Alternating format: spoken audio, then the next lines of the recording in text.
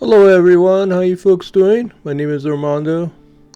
About a week ago, I attended a tribute to one of my classmates. His name is Aaron Mahi. And there was a song that was sung that inspired me to do this video because there's a story behind the song. And the title of this video is called The Story of Hawaii's Old Plantation. Okay. Now, just to give you a little bit of background on that, the current site we're in Hawaii, in Honolulu, if you know where the Neil Blaisdell Concert Hall and Arena, that whole area, prior to it being constructed and where it sits today, used to be the Ward, what was called the Ward Estate. And I remember as I was growing up, I was a little boy, and my mother, in fact, my mother and my aunties all went to see this place because it was going to be torn down, and it was a part of history, of Hawaii's history. And I do remember it. I do remember walking the entire estate and seeing the house of the Old Plantation. I was a young boy. I'm not sure exactly what year it was. It was probably because I think that area, the Blaisdell, was around 62 or 63. It was constructed. I was probably about 9 or 10 years old at the time when I went there. My mother took me there. But I do remember, and I do have memories of it. And the story is very interesting. So let's begin. Now, Curtis Ward was born in Kentucky, and he arrived in Hawaii in 1853, and when whaling in the Pacific was at its peak. Okay, so that was during the whaling period. Now, Curtis worked at the Royal Custom House, which monitored commercial activity at the Honolulu Harbor for the Hawaiian Kingdom. Now, Victoria Ward, and that was his future wife, was born in Nuuanu in 1846. And she was the daughter of English shipbuilder James Robinson and his wife Rebecca, a woman of Hawaiian ancestry whose chiefly lineage had roots in Ka'u, Hilo, and Honokovai, Maui. Okay, so Ward started a livery with headquarters on Queen Street and expanded into the business of transporting cargo on horse-pull wagons. And the size of Ward's workforce became just as big as the harbor's other major player, James Robinson and Company, Victoria's father. Now, when tensions began to rise between the American North and South in the late 1850s, Ward would defend his Southern heritage. As a result, Ward's home, named Dixie, was often stoned by Northern sailors. Okay?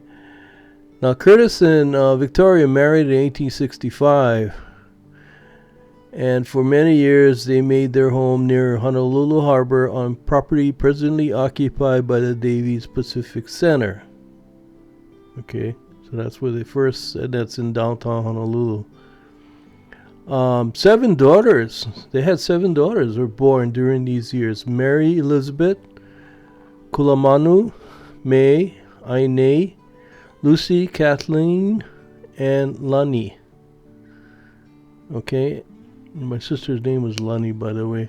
As was common for many young married couples of English and Hawaiian ancestry during this period, the Wards socialized comfortably with Honolulu's expatriate British families, as well as with members of the various royal families. Okay? Now, this is a period of considerable turbulence in Hawaiian political affairs. and Curtis and Victoria joined with their friends in resisting the rising power of the sugar barons and firmly opposed reciprocity with the United States.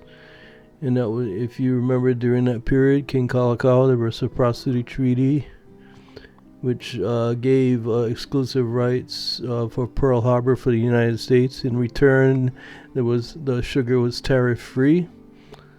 Okay, so even in later years, Victoria Ward held through her political convictions and remained a loyal friend and supporter of Liliuokalani after the overthrow of the monarchy in 1893. Okay? Now, then the Wards bought land on what was then outskirts of Honolulu, eventually acquiring over 100 acres of land and running from Thomas Square and King Street down to the ocean. Now I remember when I was a kid going through this area, this property was all, I mean, it wasn't like it is today. There was a lot of trees. It was kind of like it was a lot of, it doesn't, nowhere near what it looks like today. 'Cause I guess they knocked down all those trees and that whole estate to make way for the exhibition hall and the arena that's standing there today. They built the Old Plantation in 1882. A stately southern-style home on the Mauka portion of the property. And if I'm not mistaken, I believe that's where the concert hall is right now. It featured an artesian well, vegetable and flower gardens, a large pond stocked with fish and extensive pasturage for horses and cattle, self-sufficient as a working farm. Old Plantation was surrounded by a vast coconut grove. Okay. Now in 1882, Curtis Ward died at age 53, leaving Victoria to raise 7 daughters and manage the estate. Okay, so the Honolulu, and this is, as I mentioned before, they call it the HIC. Before the Blaisdell, it was called Honolulu International Center, HIC. Later renamed the Neil Blaisdell Center. It was under construction in 1963. Okay, so at that time, that's when it was no longer the Ward Estate. The Blaisdell Center has been, ever since the Blaisdell Center has been in operation since 1964. So I guess it's about 60 years now almost in operation. And in 1994 it was remodeled and expanded. And the Blaisdell Center complex includes a multi-purpose area, exhibition hall, galleria, concert hall, meeting rooms, and parking structure. Many graduations occurred in that arena. And I graduated personally from Kamehameha Schools at the Blaisdell Arena. And I've been to many, many concerts and many, both the arena and the concert hall. Okay, now, in 2002, Chicago-based General Growth Properties, owner of Ala Moana Center, closed an agreement to buy Victoria Ward Ltd., giving it control of one of the state's largest private landowners and operator of a growing retail complex in Kaka'ako. So that's what happened. Okay, now, in 2010, General Growth spun off its development properties as the Howard Hughes Corporation and is working on plans for the creation and redevelopment of an urban master plan community in Kaka'ako. Oha and Kamehameha Schools are other land owners in Kaka'ako. Okay. Now, Old Plantation was their elegant home at the corner of King Street and Ward Avenue, present site of the Neil Blaisdell Center. The home, built in 1880, was part of the vast 100-acre Ward estate with streams, fish ponds, and a water wheel and private school. The Wards and their 7 daughters were intimate friends of Hawaiian royalty and loyal supporters of the monarchy.